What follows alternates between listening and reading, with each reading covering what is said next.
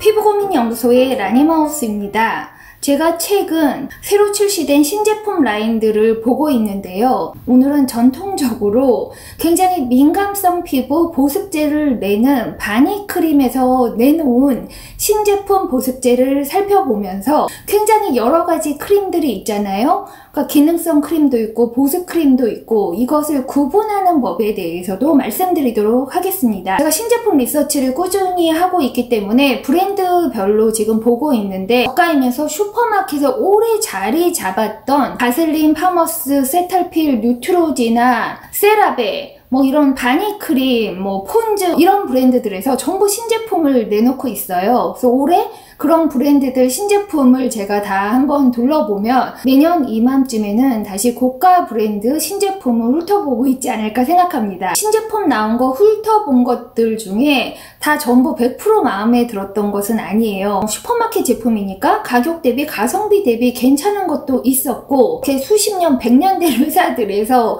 새로 낸 신제품이 이것밖에 못 만들었나 이렇게 실망한 제품들도 있었는데 바니크림에서 새로 나온 이 보습제는 이것은 재구매템입니다. 저한테 재구매템 판정을 받는 것이 쉬운 일이 아닌데요. 한국 분들은 이 바니크림 별로 사용하시는 분들이 안 계실 수가 있는데 이게 수십 년 전부터 제 백인 친구 중에 정말 피부 너무너무 극건조해서 어떤 비싼 걸 발라도 해결 안 되는 친구들 핸드백에 이 바니크림이 하나씩 들어있었습니다. 근데 그때는 제가 바니크림 같은 것을 거들떠보던 시기가 아니에요. 제가 30대 때는 이런저런 제품 테스트도 많이 했지만 굉장히 고가 라인도 많이 쓰고 있었기 때문에 이 바니크림은 세라비, 세탈피처럼 바디에는 바르고 가끔 이렇게 피부 트러블 났을 때 진정용으로 바르지만 이걸 데일리 모이스처라이저로 제 피부 보습제로 사용하는 제품은 아니었어요. 오리지널 바니크림 하나로 슈퍼마켓에서 굉장히 오랫동안 버티고 있었던 것입니다. 이 회사도 1975년부터 내려온 회사예요.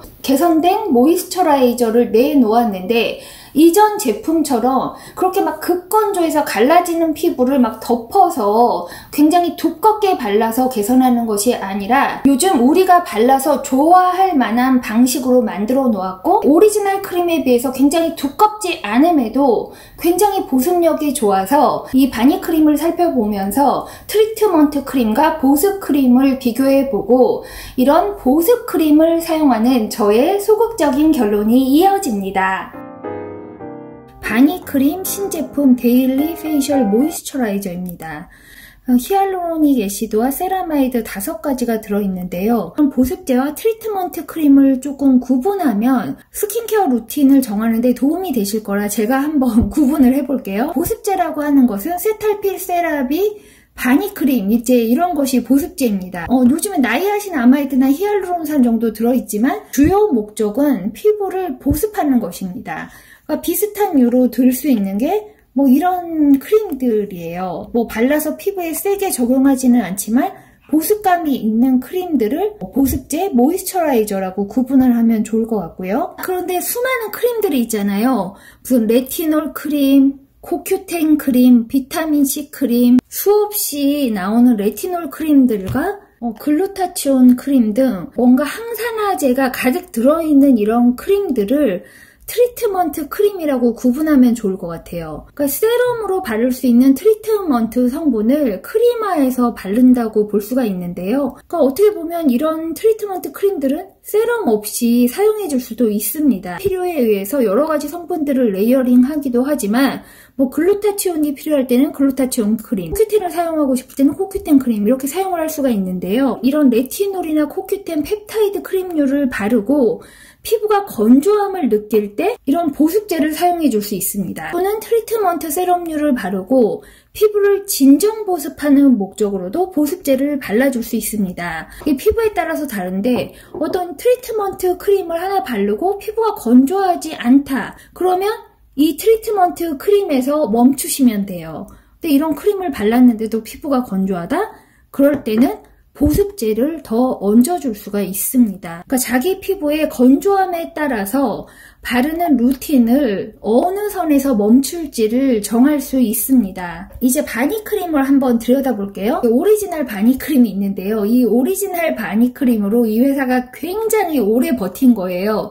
이 신제품이 올해 나오기 전까지 정말 이 크림 하나로 버텼다고 볼 수가 있습니다. 근데 저는 이걸 친구들이 많이 썼지만 제 피부가 건조하거나 뒤집어졌을 때는 저는 세라비로도 충분히 버텼기 때문에 이 바니크림까지 가지 않았던 거예요. 바셀린을 발라야지만 보습이 되는 분들의 좀 크림 버전이 바니크림이라고 볼 수가 있었는데요. 앞으로 이 회사의 차세대 베스트셀러는 이 크림이 될 거라고 보고요. 여러 가지 장점이 있는데 이게 89ml, 그러니까 50ml짜리 크림보다는 대용량의 17,900원 정도의 가격이고요. 아마존에서는 13불 정도입니다. 그러니까 가격이 적당하다고 볼 수가 있고요. 일단 히알루론산과 세라마이드 5종류가 들어있어요.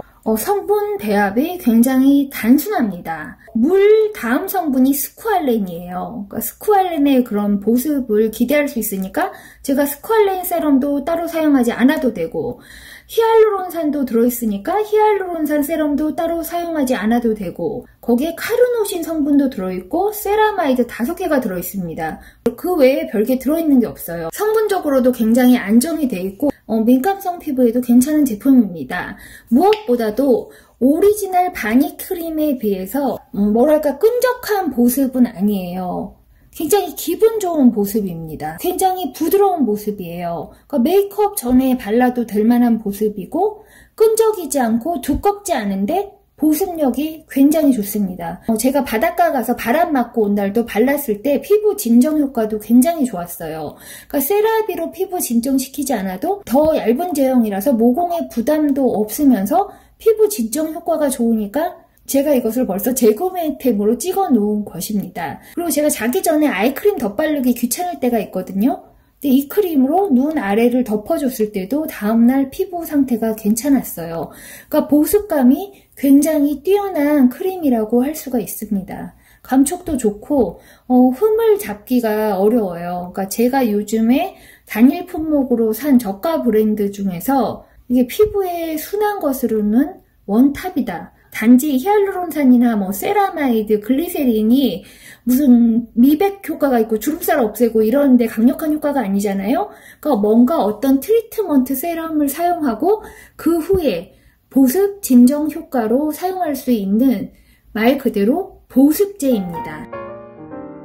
1차로 레티놀 트리트먼트 크림까지 다 발라놓은 상태에서 자기 전에 보습제로 바니크림을 바르려고 합니다. 트리트먼트 크림으로도 충분한 보습이 되시는 분들은 이중적으로 보습제를 더 사용하실 필요가 없습니다. 한두 시간 지났을 때 이게 뭔가 증발되고 건조함을 느끼는 분들은 자기 전에 보습제 하나를 더 사용해 주면 좋은데, 그럴 때 이 바니크림이 적당한 용도로 사용될 수 있습니다. 일단 제형이 그렇게 두껍지 않고요. 이렇게 용량이 크기 때문에 목 이렇게 쇄골 라인까지 도포해 주는데 큰 부담이 없습니다. 세라비 세타일 필러도 건조하다고 느끼는 분들이 또 바니크림을 많이 사용하기도 합니다. 날씨나 상황이나 있는 지역에 따라 다르겠지만 제 경우에는 이 정도 발라주면 다음날 아침까지 산뜻한 보습감이 지속됩니다.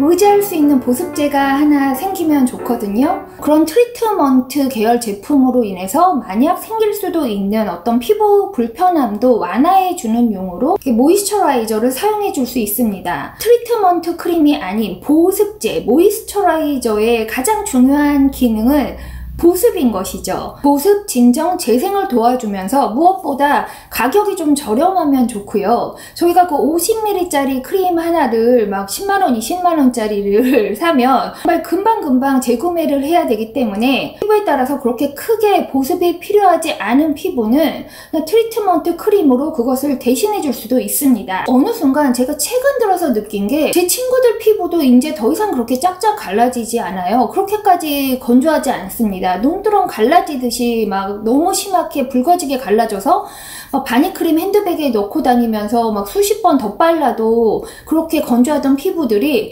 요즘 들어 제 친구들도 그렇고 어디 나가서 제가 노화성 피부들을 관찰해봐도 그렇게 갈라지지가 않습니다. 그게 몇 가지 이유가 있는데, 그렇게 20년 전에는 이 미국 여자들이 그렇게 스킨케어 스텝을 막 꼼꼼하게 하지를 않았어요. 그러다가 요즘에 세포라나 얼타 같은 그런 화장품 가게 접근성이 좋아지고 또 K뷰티의 영향으로 사람들이 화장품을 여러 스텝으로 쓰고 무엇보다도 히알루론산이 막 대중화되면서 저가 브랜드에도 많이 들어있은 이후에 그러니까 히알루론산도 듬뿍 바르면서 보습을 잘하고 여러 스텝 스킨케어를 한 이후에 이 백인 건성 피부가 많이 호전되었다는 것을 느낄 수 있습니다. 그렇게 갈라지는 극건성 피부가 별로 없던 저희 한국 사람 피부가 요즘 들어서 더 예민함을 호소하는 분들이 많으세요. 그게 왜 그럴까 생각해보면 그러니까 어떤 적절한 그냥 정도? 그러니까 피부가 견딜 수 있을 정도의 그 수준의 스킨케어를 했어야 하는데 어떤 트리트먼트를 자기 피부가 견딜 수 있는 이상으로 하고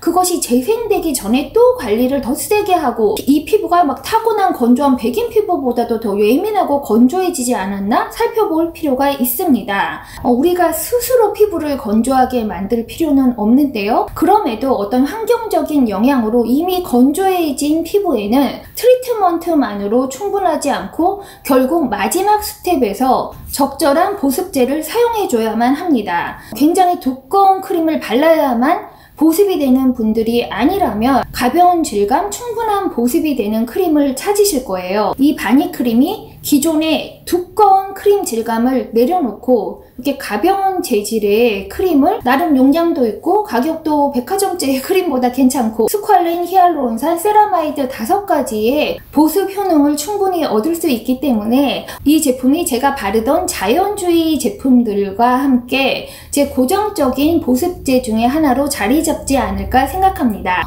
백세님들 환절기 그리고 추운 계절이 오면 피부 관리를 할 때 트리트먼트 단계와 보습 단계를 구별해서 사용하시고 스킨케어 할 때 너무 귀찮아서 다른 것은 다 포기한다 하더라도 보습제 하나만은 똑똑한 것을 골라서 충분한 보습으로 잔주름 예방 관리하시기 바랍니다.